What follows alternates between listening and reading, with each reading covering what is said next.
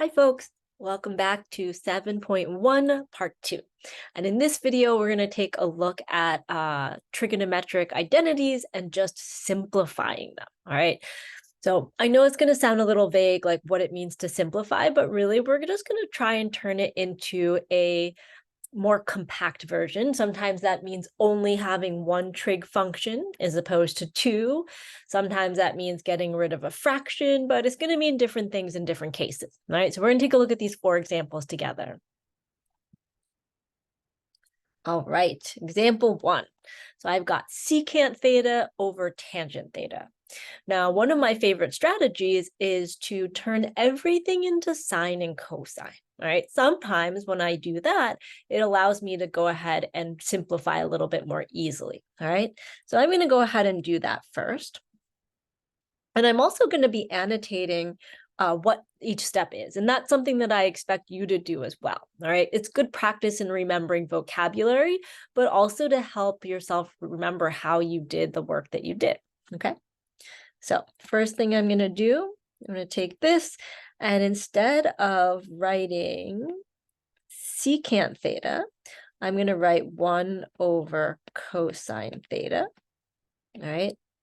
And the annotation that I'm going to do here is I'm going to say that this is the reciprocal identity. All right. And then I'm going to go ahead and take the tangent in the denominator. And because I want to write it as sines and cosines, I'm not going to write it as 1 over cotangent, okay? Instead, I'm going to write it as sine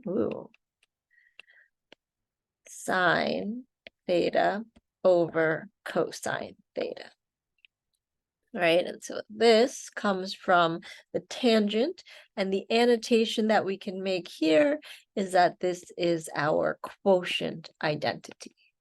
Okay, so we've got our reciprocal and our quotient in the same first step. Now we're going to use some algebra. Okay, so I know that when I divide fractions, I keep the first fraction the same. All right, so this is my secant. And then instead of division, I multiply by the reciprocal. So cosine theta over sine theta. That would be the reciprocal of the denominator that I had. And the way we can annotate this is we can just say algebra. Okay, I know that's kind of vague, but I think it's just important that we know, like, we're doing some sort of algebraic manipulation. All right, now we're going to do a little bit more algebra, right? Because I noticed that I have a cosine in the top and a cosine in the bottom. And what that allows me to do is to actually reduce those to 1. That leaves me with 1 over sine theta. That's what we have left, right? And we'll also say that this is algebra that happened here, okay?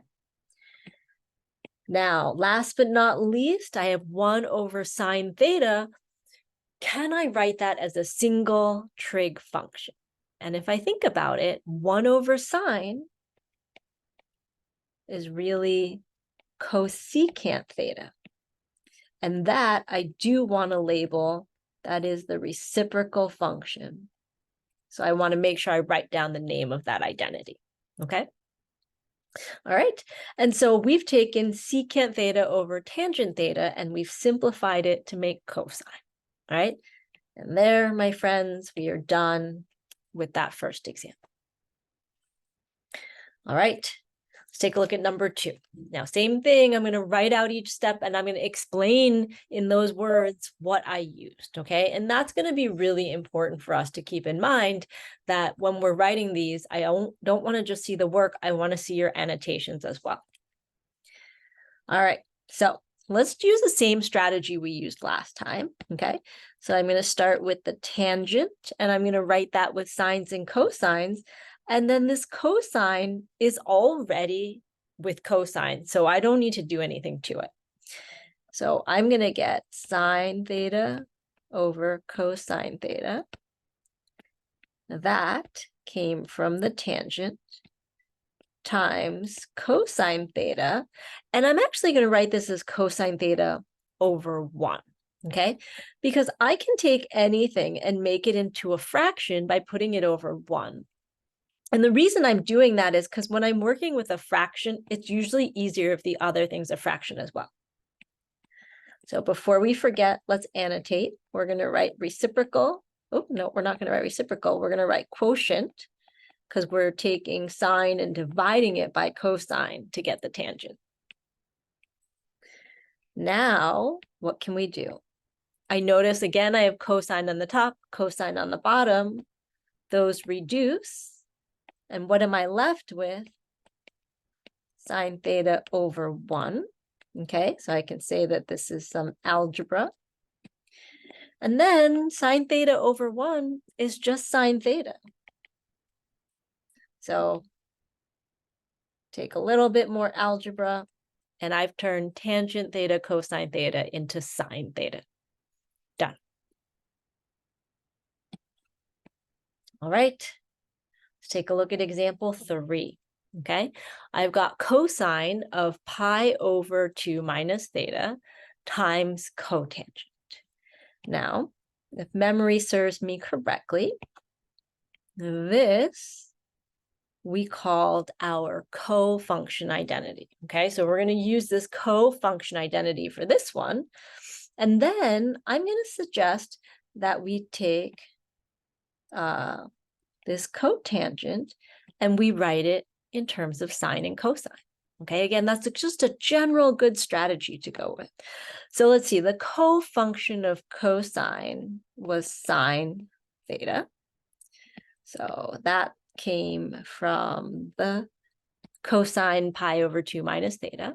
And then my cotangent, I'm going to write that as cosine theta over sine theta. Okay. Now, if any of you put sine theta over 1 already, that's actually probably better than what I wrote. Okay. Now, before we move on, let's make sure we annotate. So we've used the co-function and we've used the quotient. All right. Now, I think it's time for some algebra because I notice I have a sine and a sine. Those reduce. And all I'm left with is cosine theta. And I got this because of algebra. Okay. All right, let's do one last one down here, example 4. So what do we notice here? I notice we've got this sine of minus theta, and that makes me think, oh, I should probably use my even odd identity. Okay. Then I notice I have just a cosine theta. And if something's already just cosine, I should probably leave it as just cosine. However, I see that I'm dividing by tangent, and tangent is something I can write as sine and cosine. Okay, so let's get those all together. Sine negative theta, well, sine is odd, so that's negative sine theta, times cosine theta is going to stay. So cosine theta stays. My even odd identity. All right, so we'll write odd. And then my tangent, the thing in the pink, I'm going to write that as sine theta over cosine theta. And that is our quotient identity. All right. Now, if you think my work is easier to follow because I've written these annotations, that is exactly why I want you to do that too in your work. Okay. All right. So now let's see what we can do. I'm going to take my numerator and I'm going to put that over 1. Okay. So negative sine theta cosine theta over 1 times, because I'm dividing by sine over cosine, now I'm going to multiply by the reciprocal. Okay. And so we can call this step algebra. All right, anything we can reduce here? I see that there's a sine and a sine that I can reduce. And so this leaves me with negative. I have cosine times cosine. That's going to give me cosine squared. So negative cosine squared theta. This is more algebra. Okay. Now I'm down to a single trig function, just cosine, and just a power of it. So that's fine. We can leave it like that. Okay. All right, let me go ahead and get this all on one page for us so we can see these 4 different examples that we took a look at.